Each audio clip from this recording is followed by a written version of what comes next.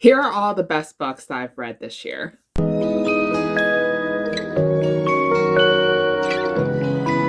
Hi guys, welcome back to the channel. Now for today's video, I thought I would do my best books of 2022. 2022 is not over yet by the time I am uploading this video, but I thought that I would just kind of get a head start on all the books that I think are worth mentioning and that are my favorite books this year. I've read over 470 books as I'm filming this video, and I'm sure I can squeeze in a lot more 4 or 5-star reads before the end of the year. So most likely you will see me film another best books of 2022 part 2 in 2023. Hopefully I can get that done for you.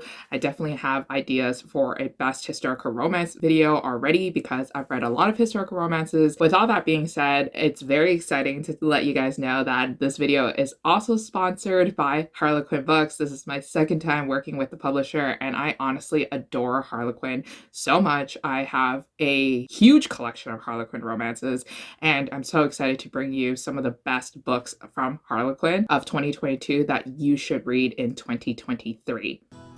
And I forgot to mention, but enjoy 25% off your purchase using Big Books 25 at Harlequin using the link in my bio from December 18th to January 15th. Also check out Harlequin's biggest romance books that are on the website too as well. There's so many titles for you to choose from that I'm so excited to read. Honestly, this looks amazing and I can't wait to add more books to my TBR. So Harlequin was so kind enough to show me some of the titles that are going to be set for release in early 2023 or releases that already happened already. And one of the books I was really excited to talk to you guys about is this one from J.C. Lee called One Night Only. So J.C. Lee is a Korean American author that I really enjoy. I love seeing diversity in Harlequin romances, especially with Asian representation. So I had to jump at the chance to promote this title. This one is actually book number 2 in her Hannah Trio series.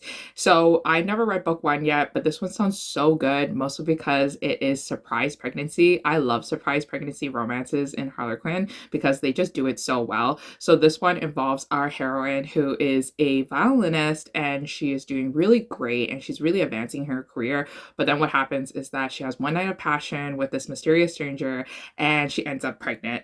And then she soon realizes that the stranger is actually her father's company CEO. So we got some forbidden romance in there, and we also got a secret pregnancy because I think they try to keep the pregnancy low key so that they don't damage each other's careers, which I think is going to be super angsty, and I'm so excited to read this one coming out soon. So another book that came out this year that I am also really excited to actually pick up in early 2023 is this one from Macy Yates. So Macy Yates is one of my favorite Harlequin romance authors. I literally devoured all her Harlequin Presents novels that when she was writing them, and now she's kind of writing like Harlequin Desire and then also Harlequin like Western romances. So I am so intrigued of reading this one called Rancher's Forgotten Rival, which is book number 1 in her The Carsons of Lone Rock series. Now this one involves the amnesia trope, which is I'm such a fan of. Like, I love when people forget things. So basically our hero and heroine hate each other, so it's a love-hate relationship,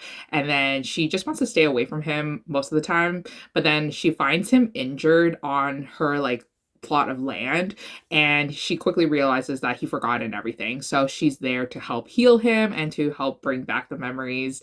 And I think this one's just going to be so cute and so emotional because if you guys read Macy Yates before, you guys would know that she does a stellar job at describing those emotions. So I'm totally really excited to read this one very soon. So the last book that I want to talk about that is from Harlequin that I think I would devour too and that I would really enjoy is this one called The Long Game by Rachel Reed. This one is a sports romance, and I think it's hockey too, so love it already. But basically our heroes are rivals on the playing field, but they are each other's everything. So they have a secret forbidden romance and they keep everything a secret. Like, I don't even think they told their parents or their family or their friends that they are queer. I just know that this one's just going to be super cute and super fluffy, and that this one's going to be super angsty, and it's just definitely going to make me keep turning the pages. So I'm super excited to read this one. I've heard really great things from Rachel Reed before, so that's why I requested this book, and I can't wait to tell you guys about my thoughts on it in the coming new year. Okay, so moving on to the books that I've actually had a chance to read and that I really enjoyed. I think I'm going to start with the books that I've read recently that I haven't talked much about in my newer videos, and then we're going to work our way back towards the beginning of the year. So the latest read first. So the first book that I want to talk about that I've read recently that I really enjoyed is actually this one called The Godparent Trap by Rachel Van Dyken. Now, me and Rachel Van Dyken don't really have a great relationship. I've read some of her romances before from Montlake and her indie published romances, and I just didn't really like her writing style. I just didn't really like her characterizations too as well. So I was really reluctant walking into The Godparent Trap, but since I requested it from my library, it did come available and I listened to the audiobook and I immediately fell in love with this book from page number 1. This one is so good.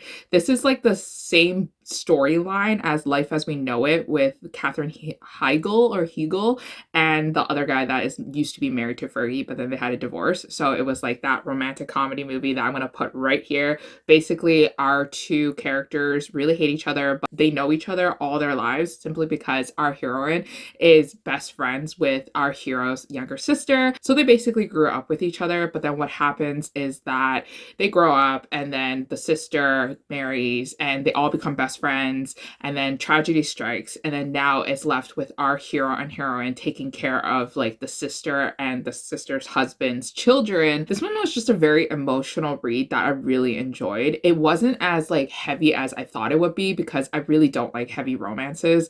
Sometimes it just gives me a lot of anxiety. So I really liked how Rachel balanced between the rom-com side and with a heavy layer of emotional side because hello, you're dealing with the love of two people that you've lost. So it was really good in how she balanced it. And I just really like the romance between the two characters, especially because it follows a trope and dynamic that I really enjoy, which is a grumpy and sunshine trope. Our heroine is like really messy and she is the complete polar opposite of our hero who like to stick to the rules, who is predominantly very starchy. I really like this one and I hope you guys read this one soon. So the next book that I want to talk about is this one that I thought it was just the perfect balance of enemies to lovers romance. So this one's called Downhill with You by Julie Olivia. So I first heard about this book, I think through friends on GoodReads, and I just loved the cover. I thought it was super cute, but I didn't know if I was going to read it or not. And I'm so glad I did read it. But basically this one follows two characters who work in a theme park, like an amusement park ride. And our heroine is unfortunately injured from one of the amusement park rides, and she ends up trying to sue the company that built the roller coaster in the first place that injured her, and our hero just so happens to be the engineer who engineered the whole roller coaster. So there is this really strong tension, this strong enemies to lovers aspect of it, because our hero feels an immense sense of guilt for injuring our heroine, but then he also thinks that there's no way that he could have done it. So there's this underlying mystery to what actually happened. And then our heroine just wants answers because her life is forever changed.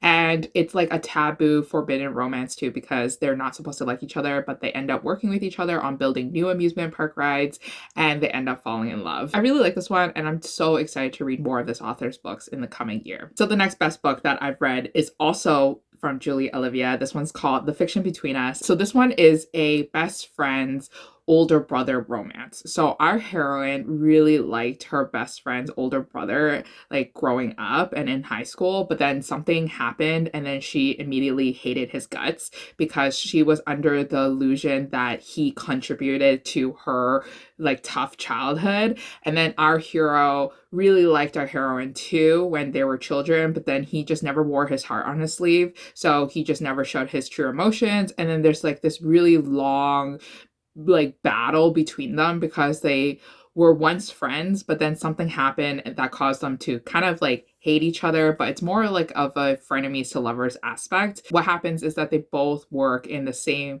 amusement park from book number 1, and they both have to fake date to save the amusement park. And it was just so freaking adorable and romantic. I really have like a special place in my heart for our hero because he is just such a sweetheart. He is this like lovable teddy bear that is very patient and kind towards our grumpy heroine, and I just love this aspect. select, and I really liked it, and I hope you guys read this one soon because this one's definitely one of my favorites. The next book that I read was this one called I Can Fix That by Juliana Smith, and I just love this one. It follows all the dynamics that I like. Again, it's grumpy sunshine trope. Our heroine is the sunshine girl, and then our hero is like the grumpy reserved person that just doesn't really speak unless he's spoken to, and even when he's spoken to, he doesn't say more than 2 words.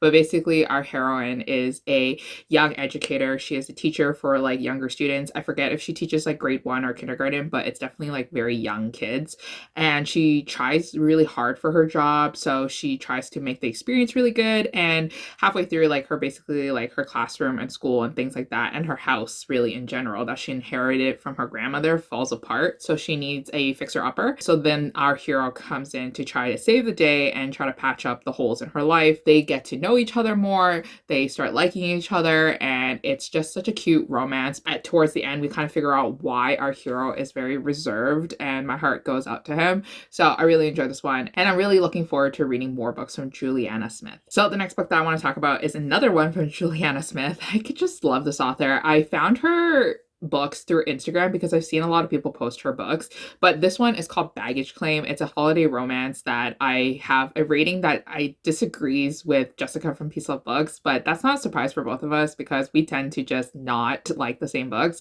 But Baggage Claim, I can see why there are reasons why she didn't like the book, and I liked it. So this one is a fake dating holiday romance, and something happened that caused her to not be close with her family anymore, so she doesn't go home for the holidays. But then after like 3 years of avoidance, her mom finally like convinces her to travel back home for the holidays. She's freaking out on the plane, and she sits beside her hero, who is this like happy-go-lucky guy who just won't stop talking to her, and they end up sparking like this really nice conversation on the plane. And she basically tells him that like it's going to be really tough because she's single for the holidays, and no doubt everybody's going to ask her how she's doing. So he agrees to be her fake boyfriend for the holidays. They end up fake dating each other throughout the whole like month of December, and they end up falling in love. And I thought it was so cute. Like, our hero is the golden retriever in the romance, and then our heroine is the grumpy girl, and they were such a great dynamic because he managed to kind of just like pull her out of her shell and to make her really shine and to be more confident in herself. So I really like this book. Like I said, there are some aspects of it where I didn't really agree with, but I still really liked it to name it as my best books of 2022. The next book that I want to talk about is another holiday romance called The Mistletoe Bet by Maureen Moore. Now, this one was a charming little romance, once again, with our heroine, who is the grumpy character, and then our hero, who loves Christmas. So our heroine has to travel back to the small town that she once grew up in. She doesn't like Christmas. She doesn't want to celebrate it. But then her childhood best friend, or her childhood crush, which is her brother's best friend, tries to convince her that Christmas is really like nice and is a great holiday. So he takes her out on a series of dates leading up to Christmas so that he can defrost her. And it was just such a cute romance because we got to see her coming out of her shell once again, kind of melting that icy like layer to her, and to become ultimately like a warm person and to find herself, really, because for a long time she just felt like she was living out of a suitcase because her work entails a lot of traveling. And I really enjoyed this one, and I actually like read more books from Maureen Moore afterwards because of how much I like The Mistletoe Bet. It's a novella, so you can finish this book really quickly so you can reach your GoodReads goal. So another holiday romance that I really enjoyed is this one called 'Tis the Season for Revenge. It's a romance that everybody has been talking about on either booktok or on Instagram, and it lived up to the hype in my personal opinion.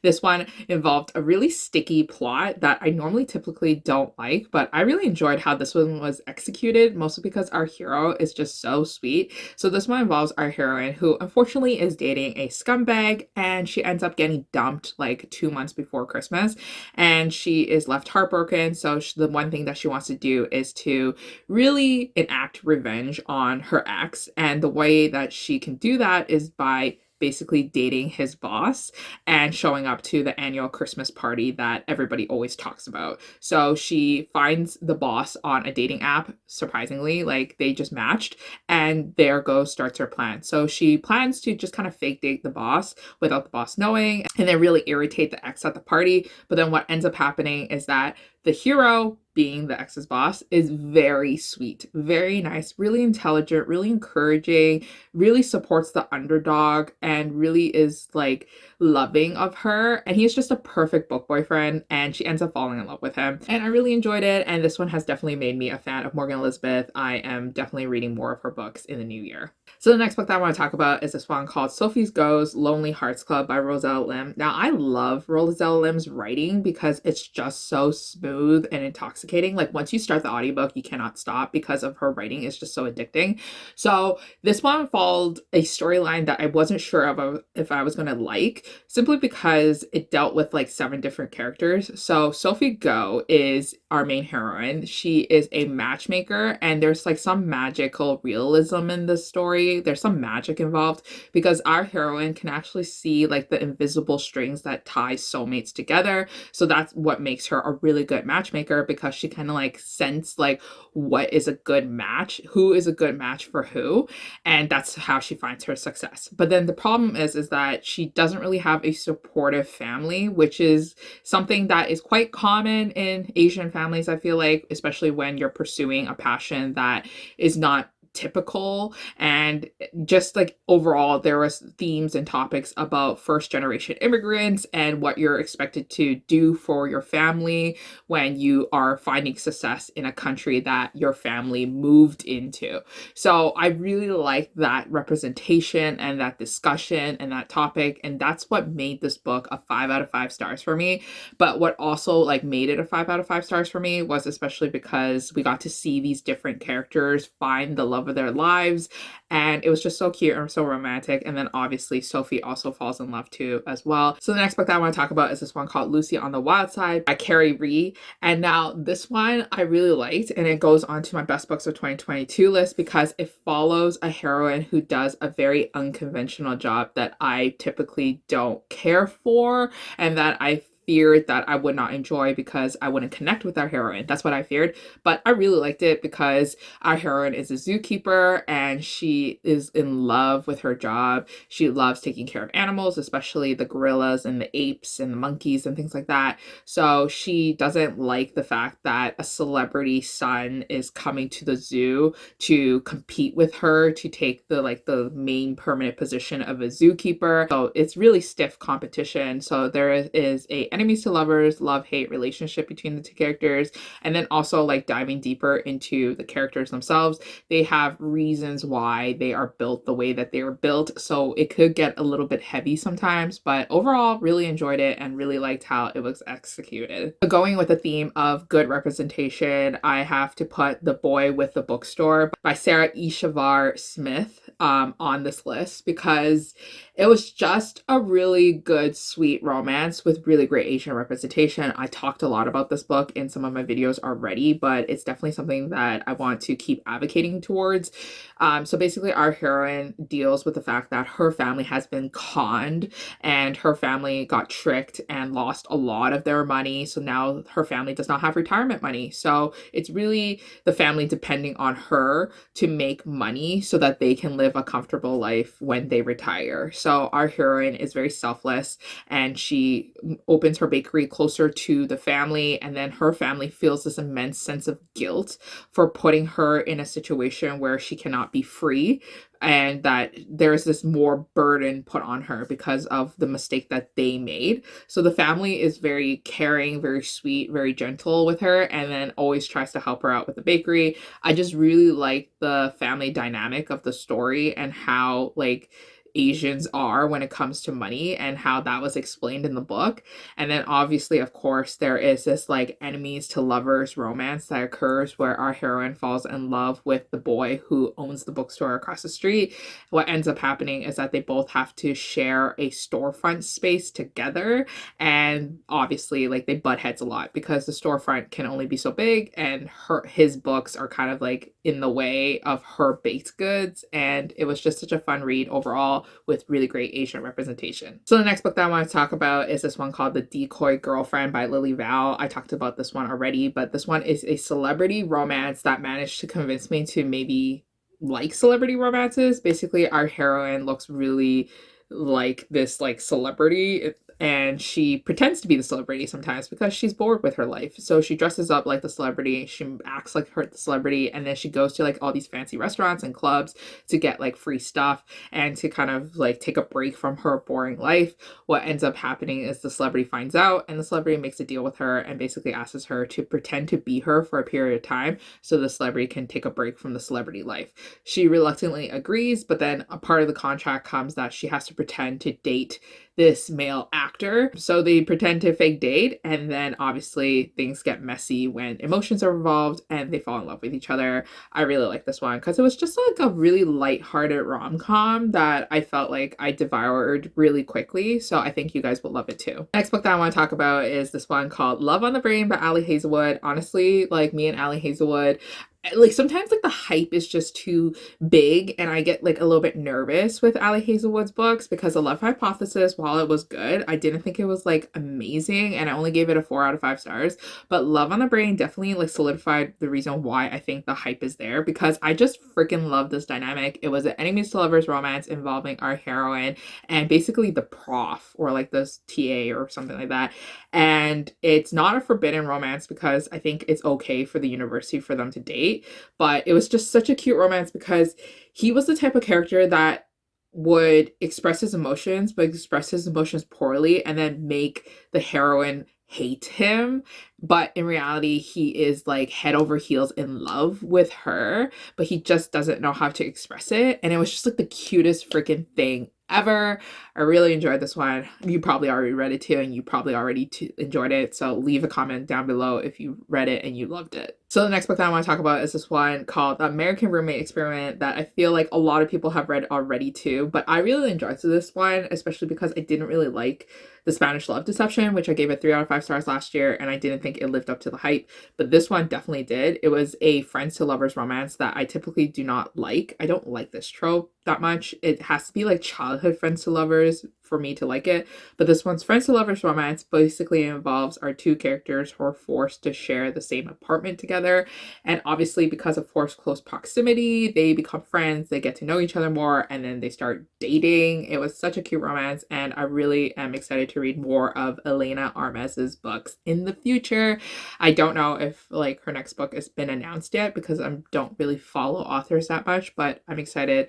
Gonna add it to my cart. I'm gonna read it. The next book that I want to talk about is this romantic suspense novel called Truth, Lies, and Second Dates by Mary Janice Davidson. Now, this one is such a fun romantic comedy. It made me laugh so bad. It has like a horrible rating on GoodReads, but you know, if you're new to my channel, you guys would know that the bad books I tend to like, and then the good books I tend to disagree with. Maybe I'm just like a freaking hipster, but this one involves our heroine who is a pilot, and she just is always on the go, and she never returned back to the small town that she once grew up in because of like this secret, and the secret is the fact that her best friend was murdered. Yeah, I know, I didn't know her best friend was murdered until like 20% into the book. Now she returns back to the small town because she has a layover, and then everybody in the small town knows her. Everybody in the small town hates her because they all blame her for her best friend's murder. And now she's getting threatening messages. So she needs to solve this quick because she thinks that the killer is still on the loose and the killer is going to kill her. It was like a light-hearted romantic comedy with some darker elements to it. And this one made me laugh. Like, I've never laughed out loud in a book like in so long, so I was very impressed by this one. I really like the series. It's part of Mary Janice Davidson's Danger series, and she literally writes like one book in the series like every 5 years or something. Like, I don't know, but it was so good and I really liked it, and I can't wait to read more of her books in the future too as well. So the next book that I read that I really enjoyed, that really surprised me, is this one called Dream On by Angie Hockman. Now, I read Angie Hockman before. I gave it a 3 out of 5 stars. Didn't really think too much about it. I was kind of nervous walking into this one because of the first book that I read from her called Shipped, and I gave it 3 out of 5 stars. But this one I really enjoyed. Our heroine wakes up in the hospital, has amnesia, forgets like the past, I don't know, maybe year in her life or something. but she has vivid memories of being in love with her soulmate. And she tells everybody, like, hey, have you seen my boyfriend? Have you seen my husband? Have you seen like this? And everybody's telling her, you've been single for a very long time. I don't know what you're talking about. But she's like convinced that she's in love with someone because during her coma, she was dreaming about this man. And it was like very, very vivid, like memories of this man. And so she decides to let it go. But then she leaves the hospital and she bumps into him. And she's like, oh my God, you are the person that I'm in love with. And then he's like, well, I don't really know you, but I like you. So we can start dating. So they start dating. And it's there where she kind of pieces together back her previous life. Does she really know our hero, or does she know somebody else? It's a whole mystery that I really enjoyed, and I can't wait to read more of Angie's books because of this one. So the next book that I want to talk about is this one called The Dead Romantics by Ashley Poston. Now, this one had a sort of a magical element too as well. Basically, our heroine has moved away from the small town that she once grew up in, and she has become a ghostwriter for a very popular romance author. She's been a ghostwriter for many years, writing books under this really popular author's name, and she hasn't really thought too much about it, but she got through like a really horrible breakup that has led her to believe that happy endings don't exist. Romance is not a thing. So she's like having a writer's block when she's finishing up like the last couple of chapters of like the last book in the series from this really popular author. She tries to get an extension from the editor. The editor is like, no, we're not giving you extension. And the editor is very grouchy, he's very grumpy, and he's just very starchy. And so she's just like distraught, but she has to go back home to a small town when her father unexpectedly dies. And it's there where she's reconnected with like all the memories of her childhood, and especially with her skill, which is being able to see ghosts. And so she's really shocked and surprised when she sees the editor's ghost there in the small town, and the editor just so happens to bear a hero. So it's this really twisty, emotional, fun romance that I just really enjoyed. They were so cute together when they fell in love. Loved it, loved it, loved it. So if you're looking for a angsty read, once again, I think you're gonna really like this one that I also really enjoyed. This one's called Best of Me by L.K. Farlow. It's book number 3 in her The Bay Ridge series. This one involves our heroine who is a twin, and basically her twin sister died and she has to return back to the small home, and then everybody hates her for some reason, and she is just quiet about it. She doesn't talk about the situation. She doesn't try to justify herself. She just like is just by herself, and she's just trying to live a good life. But unfortunately, everybody hates her and everybody misunderstands her, including our hero, who used to be, I think, married or dating the twin sister. So our hero really hates her, but the thing is that like our heroine looks exactly like the sister, so it sparks up like this emotion within him because he misses her a lot. It was such an emotional, twisty read because I love characters who are just misjudged and who are the secret underdogs of the story and who need defending. And then I love it when our heroes have to grovel because our heroes like messed up a lot and realizes that, you know, the girl was innocent all along. So really enjoy this one. I'm gonna read more L.K. Farlow's books in 2023 for sure. So the next book that I read is this one from Lucy Score, and Lucy Score has become one of my favorite authors of 2022, mostly because of her book Things We Never Got Over, which I'm going to talk about very shortly. But one of the books that I really enjoyed from her is called By a Thread. It's an enemies to lovers grumpy boss romance. Basically, our heroine works like a lot of like jobs, and then she ends up getting fired because of our hero, and then our hero feels really bad, and he usually never feels this way because he's described to be a very cold-hearted person, but he can't get like the image of her out of his mind. And then so I think he ends up hiring her to work for his company, which is like a magazine company for fashion and things like that. And then like he doesn't want to date her because there's like this history in his family where the male members always abuse their powers and then take advantage. There's like this forbidden taboo romance to it. It was just such a fun romantic comedy. It's a very long book, but it was like slow burn. It was just so entertaining all throughout. I did not find it boring. I felt like the pacing was good. So I really am excited to read more Lucy Score books too as well. So last but not not least, the book that I really enjoyed is called Things We Never Got Over by Lucy Score. This one is the last book I want to talk about in my best books of 2022, part 1. And this one involves our heroine who has a twin sister who is just super, super messy. And then what ends up happening is that she abandons her daughter, and then our heroine has to go into the small town to take care of her niece that she barely even knows.